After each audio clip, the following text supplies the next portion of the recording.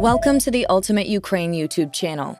In the first 3 months of the beginning of the Ukrainian war, the Russian pressure was completely lost in the last 9 months. The Russian army suffered heavy losses, and the losses of Russian armored vehicles and tanks exceeding tens of thousands, as well as the losses of Russian soldiers reaching hundreds of thousands, deeply affected the operations of the Russian army. Because considering the value of tanks in ground operations, these losses of the Russian army prevent them from operating. When the recently published data are carefully examined, we can see how much loss a whole Russian tank regiment is struggling with. According to the data released by the Ukrainian General Staff, the Russian army lost a large number of tanks in the Kupiansk region, another settlement where the war was active. There is a significant decrease in the number of tanks in the battalions of the 26th Tank Regiment of the Russian Armed Forces. T-80 BV tanks in the regiment in battalions were destroyed or neutralized. In the 26th Tank Regiment of the Russian forces, almost 30 soldiers and several tanks survived.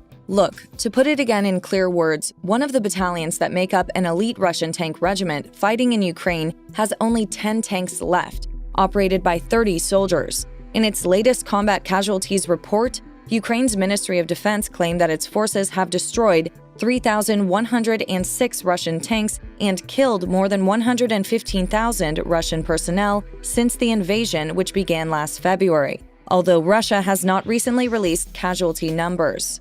We know that in the early days of the war, this Russian tank unit had morale problems, and the Ukrainian Chief of Staff previously reported that the Russian Army 47th Tank Division was sent to fight in Ukraine, but they wanted to terminate their contract to not fight in Ukraine. The 26th Tank Regiment is part of the 47th Guards Tank Division, and given the distinguished status conferred by the Guards title, this is a very important point. While typically rewarded for distinguished service by the Kremlin, we can see that equipping the regiment with T-80 tanks instead of standard T-72s demonstrates the unit's importance. However, we can say that the idea that the Russian personnel in the battalion was reduced to 30 is probably red herring. The T-80 tank is operated by a crew of 3, so if they have 10 usable tanks and hence 10 crews, this would be a fair inference. The bigger question was how many personnel were left in charge of repairing and maintaining the tanks, because if there aren't enough people to do those jobs, then active tanks become more and more out of service, whether they're hit by enemy fire or not. In a recent investigation, we found that a unit of the 26th Tank Regiment gave orders for the February 24th invasion to begin. The orders predicted a possible confusion of resistance from Ukrainian troops and aircraft at the beginning of the invasion. However, it was reported that it's still about 250 miles from Ukraine's Russian border along the Dnipro River. The Russian 26th Tank Regiment unit would then dig into the south and east to block the Ukrainian defenses about 2 hours from Kiev. However, no matter how fierce the enemy was, the unit was expected to complete the mission on its own. Ukrainian forces destroyed elements of the Russian 26th Tank Regiment in Kharkiv Oblast on March 17th, hundreds of kilometers from the intended destination. Russian tanks are having a hard time covering anti-tank guns supplied by the West, which are easy for Ukrainian forces to operate, military analysts said. As the Ultimate Ukraine YouTube channel, all of our findings are created by the work and analysis of our field warfare expert team and are based on data from US, UK, Russia, and Ukraine Ministry of Defense and independent war analysis and monitoring sources. Especially in the first 2 months of the war, the Ukrainian armed forces scrapped Russian tanks with a portable anti-tank missile. On the field in Ukraine, the most important variable was in terms of anti-tank. The new generation anti-tank missiles, which we can call the third generation, such as the Javelin missiles sent by the USA and the NLAW missiles sent by the UK, came to the fore. The most basic difference of these missiles is that they are in a throw-forget format. In its simplest form, the operator selects the target. After the signals launch the missile locks onto the target and tries to hit it. In older missiles, however, the operator had to guide the missile until the missile hit the target. This operational move was rewarded on the ground, and the Ukrainian armed forces performed successfully in these operations. Another issue is the ability of both missiles to hit the upper part of their target. It is a fact that the weakest point of the armor of tanks and other armored vehicles is the upper part. As a matter of fact, having a missile that can hit from above changes the balance in the field. It is stated that over 10,000 NLAW missiles were sent to Ukraine by the UK. Considering Russia's hundreds of vehicles, it may seem reasonable, but this is a huge number.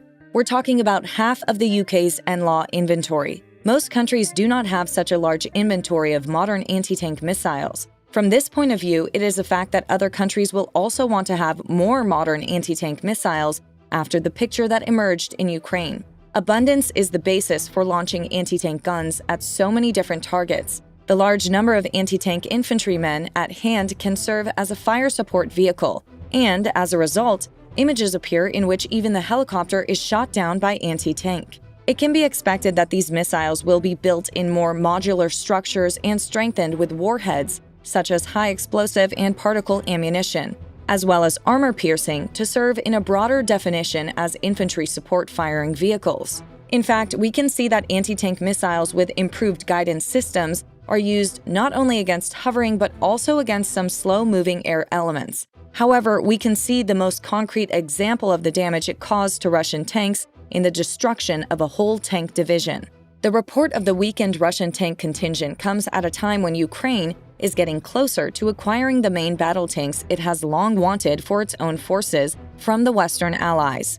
The UK will confirm that it will supply Ukraine with British Challenger 2 tanks, placing the responsibility on Germany and other countries to provide further military assistance to Kiev. Clearly, aid from Ukraine's Western allies will change the course of the war. However, it seems that the damage done to the Russian army by the anti-tank missiles used by Ukraine will continue to increase, because Vladimir Putin's stubbornness continues, and this necessitates ground operations. But Russian tanks are destroyed like a tin heap on Ukrainian soil, or the Ukrainian armed forces confiscate them and use them against the Russians.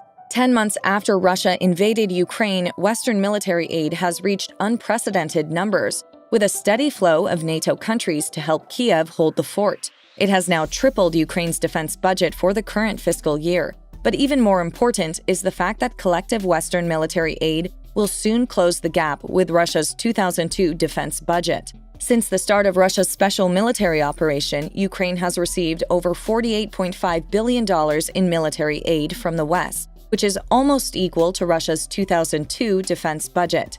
In addition, about 95% of Russia's defense spending, which was $51.1 billion in 2016, was allocated to Ukraine by the West. Based on official statements and media estimates from donor countries, the report estimates that the total amount of aid Ukraine has received from Western states and international organizations since the start of Russia's special operations exceeds $150.8 billion.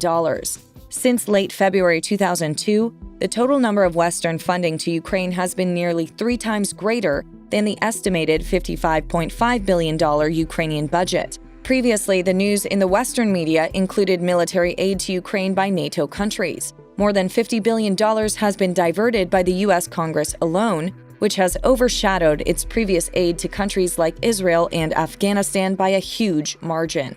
Other important providers of military aid to Ukraine have been countries such as Germany, Poland, and the United Kingdom, which have pledged several $billion worth of equipment to Ukraine in the last 10 months. Considering that these aids will continue, we observe together how impossible it is for Russia to win a victory in Ukraine. Vladimir Putin did not anticipate such assistance, even if he thought that he could achieve victory over Ukraine.